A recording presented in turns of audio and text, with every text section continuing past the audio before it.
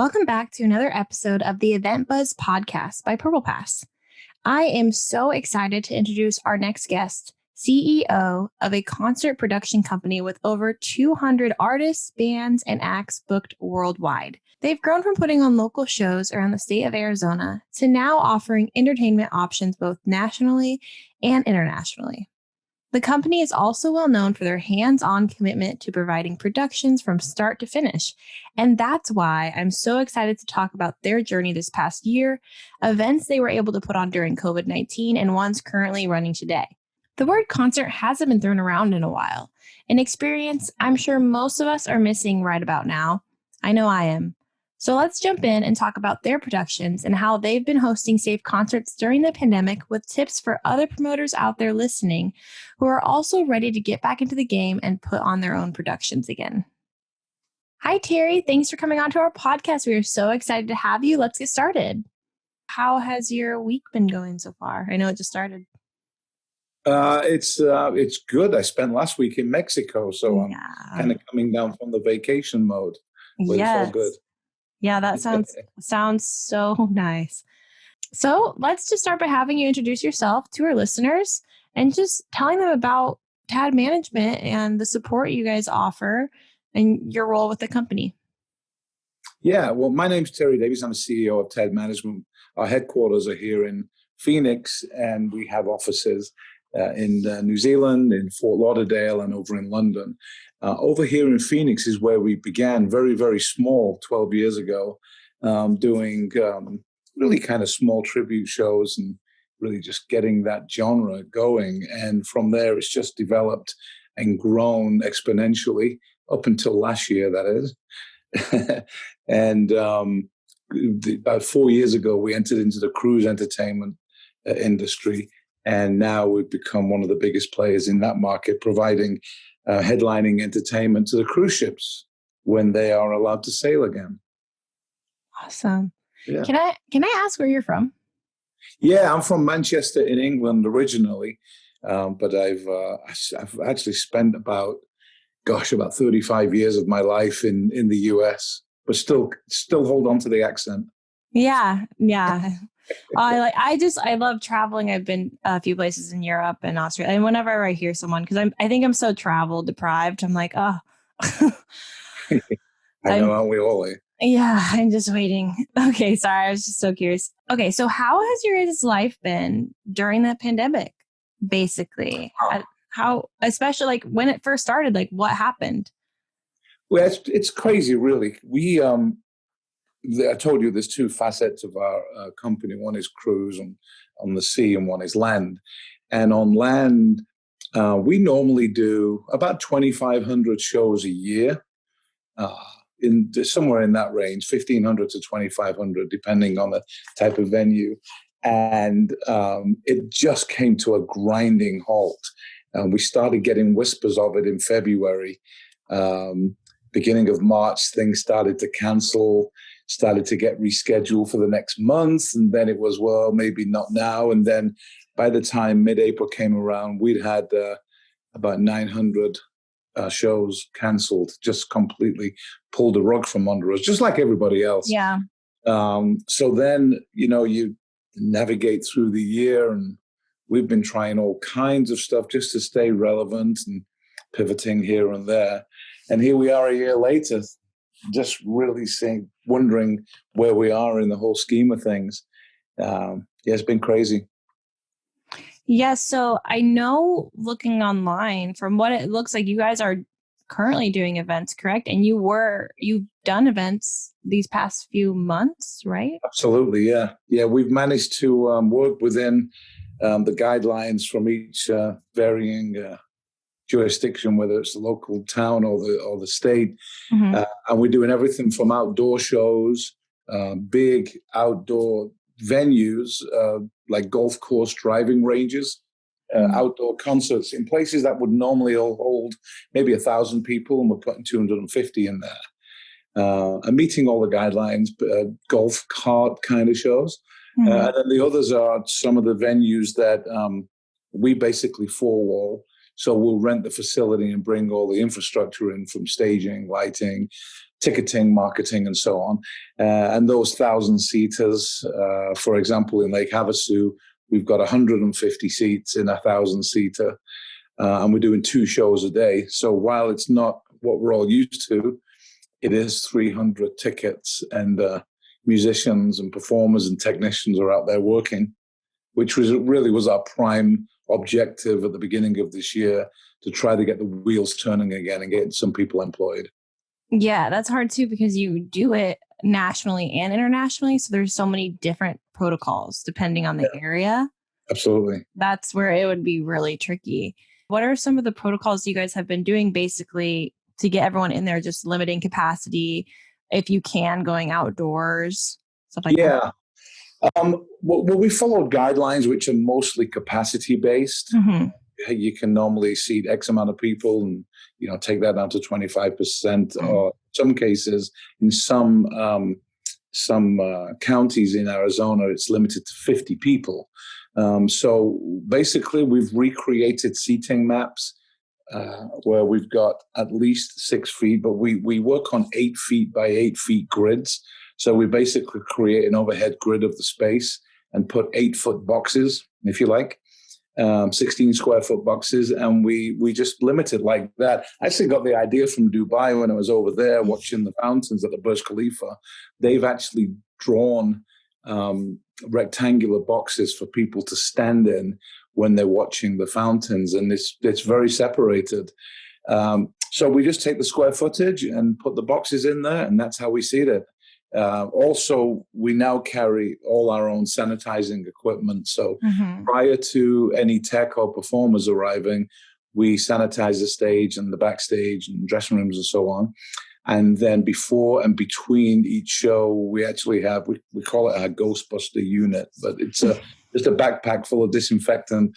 And we literally go through the entire venue and spray. So it's just staying on top of those kind of things. And of course, the normal social distancing and everybody wearing a mask. And that's what we've been doing. Yeah, I feel like now events all have their own, like you said, Ghostbuster crew. They have their own cleaning crews dedicated just to making sure everything is clean and ready to go for every single set. Absolutely. It's definitely the biggest transition for events. There's another protocol we do too, which we did right at the beginning, and that was we do not share microphones at all now. We have a full stock of in-house microphones anyway, but now we assign them to one person, and or people bringing their own microphones. So there's absolutely no microphone sharing at all, which also will limit, the spread. Mm-hmm. And you guys have been putting on 2 different, like you have 1 show, but 2 performances, right? Yeah, most of the time we've actually got a couple of venues that have asked for 3 performances, which is tough on the performers. Yeah. I was going to ask about that because I've actually talked to other promoters and they've kind of talked about doing that idea. I just wanted to ask if you had any suggestions for promoters that were planning on or looking into doing the 2 different performances for the first time. Maybe like anything you learned along the way that you could kind of tell them, because we do have a lot of people that were looking into doing that for capacity. Yeah, I think the first challenge is the economics of the whole thing. If you just use a hypothetical number of 1,000 seats, well, the economics of running a venue and making sure the venue makes money, the ticket prices are a reasonable price, everybody's going to get paid, the talent's going to get paid, the promoter's going to get paid, etc. Well, that's easy to do with 1,000 seats. But if that 1,000 is reduced to 150, now the economics don't work. And even if you do 2 shows, you're only at 30% of normal capacity. So that's the first challenge. It's been really difficult. And performers have been asked to work twice as hard, and in some cases 3 times as hard for the same money. And the biggest fear for performers is that's going to be the new normal. That when we come out of this, that prices and fees are going to stay down there. So we've been working hard and being quite conscientious on making sure we can keep those numbers down and make sure they don't stay there all the time. So when we come back, things are going to get back to normal. So that's one of the first challenges. The other challenge is everybody wants to see a show at 7:30, but not so much at 4 o'clock. Mm-hmm. So the evening show always sells out. The 4:00 is usually a second choice. So be prepared for the potential to have to market heavier, or be prepared for lower numbers on your early show. And of course, it depends on the area, the demographic, and the type of venue. We do a lot of concerts in over 55 communities. So for that demographic, going to a 1:00 in the afternoon or 4:00 in the afternoon show is not so bad as those people that are still out there working and need to do the things at night. Yeah, that's a good point. I mean, too, there's a lot you could do. You could do like early bird discounts or specials just to get people interested in the 4:00 showing. But that is kind of brutal. 7:30 would be prime. Yeah, and the discounts are tough too. Again, because of the economics, because you're still at maximum, a total sellout, you're still only working at 30%. Yeah. And that 30% number has to be spread over everybody. So it's difficult. It is difficult. We're all getting creative and trying to figure it out, but it's hard. We're getting there slowly, but it's been a crazy, crazy year and then some. Yeah. I also looked at your guys' website and I did find a area called the virtual showcases. Yeah. So you guys are hosting virtual experiences. Is that correct? Well, yeah, the virtual showcase is a different thing. So we represent just short of 300 entertainers, whether that be tribute bands, to magicians, to female vocalists, to specialty acts. Again, a lot of them for the cruise ships. And so normally we would hold at least 2, sometimes 3, what we call our expo every year. One would always be in Phoenix. Last year we did one in Florida and London, the year before in Florida. This year we had one planned for Las Vegas, where many talent bookers from around the country and sometimes around the world would fly in to watch 25, 30 artists perform 12 to 15 minute sets over 2 days in a theater. That's gone away now. So we still needed a way to represent our artists and give them to the bookers for when things get back. That's where the virtual showcase came. Oh, that's smart. So we have our own production facility here in Phoenix. So we've recorded some of them here, and some of them we've taken existing footage and re-edited it. And now we present them once a month. And those are all on our website and get shown on there. We've done some virtual shows online. Round about May last year, we went into the online talk show area and did our own talk show called Tad Talk, where we did about 130 episodes with varying different people from all over, all industries all over the world. And that was fun. Again, just trying to stay relevant, knowing that people were watching a lot of things online.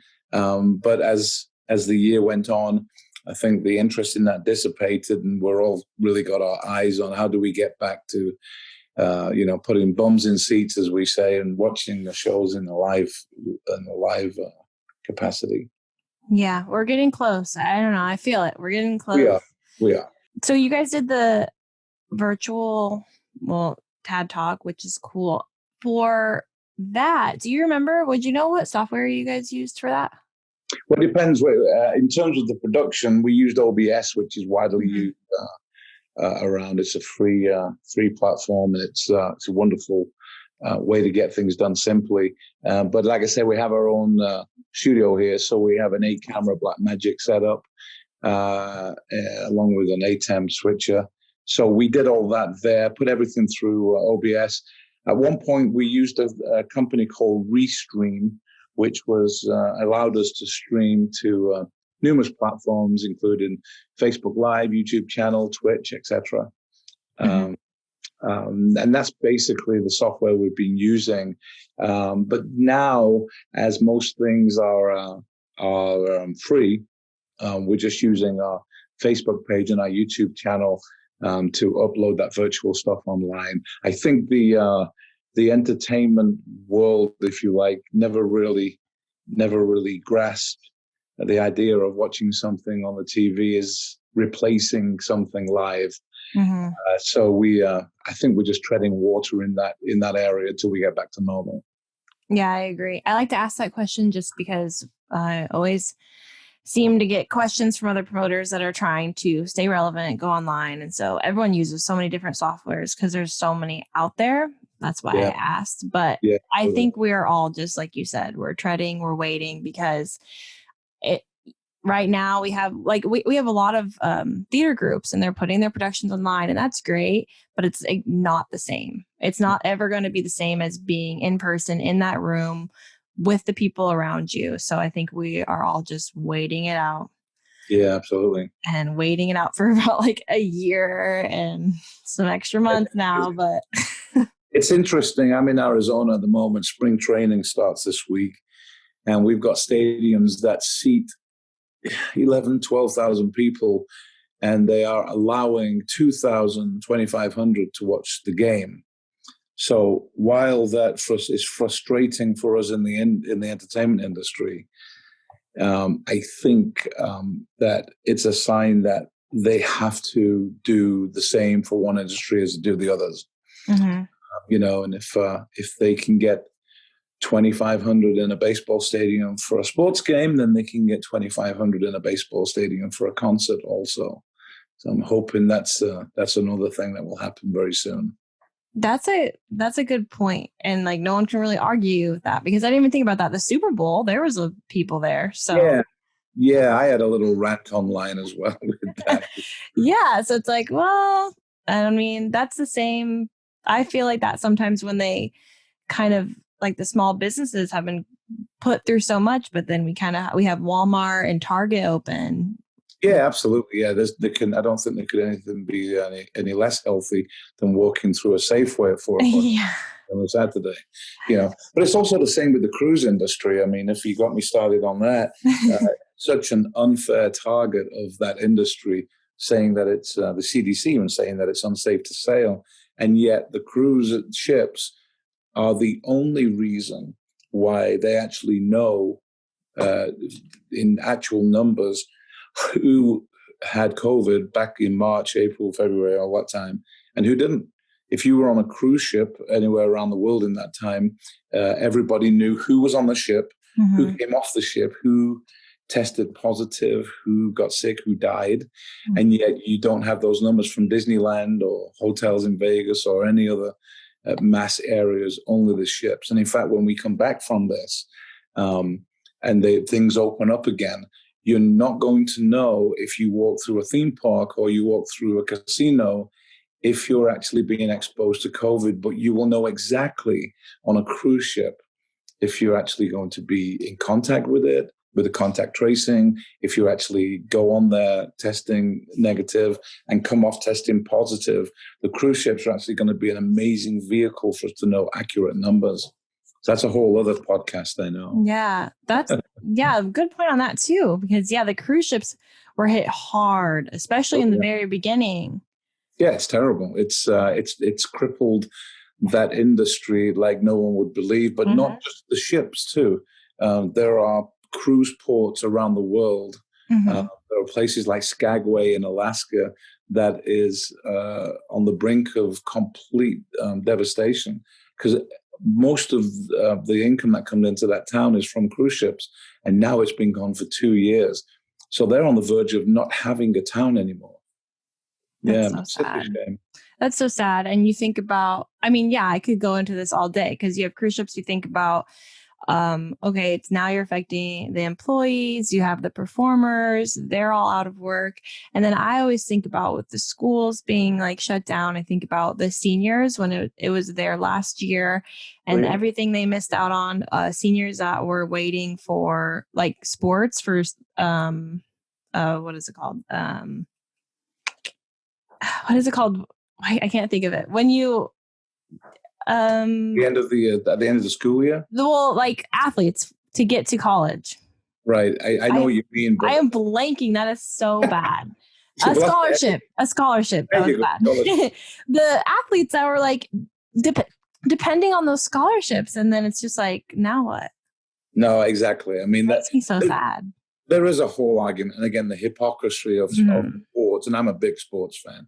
But if you can allow 2,000 people in for a spring training game, you can Mhm. allow 2,000 in to watch your kids graduating from high school. Yeah. So Yeah. It's crazy, but yeah, I could get into a whole other thing with that. But okay, we'll switch it up. I had one more question for you guys because I know you guys are kind of a one-stop shop. You do everything. You help set up from start to finish. You also offer like marketing advice, Yep, correct? that's correct. Okay, Yeah. so I wanted to just ask you really quickly, for event promoters listening, should they be taking a different approach on marketing their events when it comes to COVID or during this time or while people are still unsure about events? So how have you guys kind of changed your approach during the pandemic? Our approach has changed over the last 2 or 3 years, but I'm not sure anything's to do with the pandemic. The importance of social media now can't be overstated. In the old days, you'd buy a billboard or newspaper ads or radio ads, and for us, that's nearly gone. Um, just about 90% of our marketing budget goes on social media and on easily accessible ticket purchases. So the use of QR codes is front and foremost for us. Every single poster that we put out now has a QR code that's a direct link to a ticket purchase. That's the single biggest thing. People walk around with the phones in their hand. So how better to get them to buy a ticket than to say, click here and say yes. Mm-hmm. Yeah, It's I easy agree. to buy tickets. So that's really the only change. As far as marketing concerts now, nothing's really changed because we've only just started pulling them back up again.